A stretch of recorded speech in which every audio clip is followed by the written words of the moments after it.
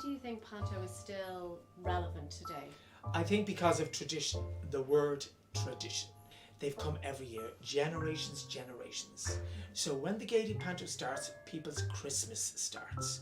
And so the diaspora coming back home, have you got our tickets? We're going to the Panto. And that's not diffusing the other Pantos and forgetting about them, because they'll start at the Gaiety, Christmas starts, and they go to local Pantos.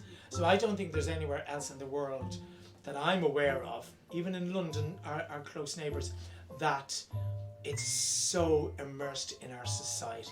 It's that word tradition. And 150 years, I'm sure they never thought it was ever going to continue. 2 years, 150 years later, it's still the toast of the Dublin town.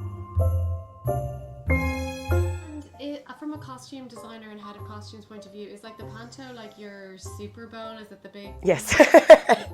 Yes. There's probably about 5 months of the year where I'm not thinking about Panto. So yeah, no, it's definitely like a Super Bowl, and especially this year with the 150 years, there was a lot to make sure that happened when we got over the finish line at opening night. So, but it's fun. Yeah. It's madness. It's absolute insanity, but it's good insanity. Yeah, it's gone from, so our previous year was Jungle Book, and that was very into our creatures, but this year it's gone back to a very traditional place with Cinderella. Obviously you have those like lush ball gowns, the village scenes, all of those type of things, where you just get to have this really kind of like traditional shapes, but you also get to play with like colours and textures. And like that we have different inspirations from a multitude of both versions of Cinderella and then our own original take on it as well. When I was 18, starting with Maureen Potter in this theatre, it was of its time.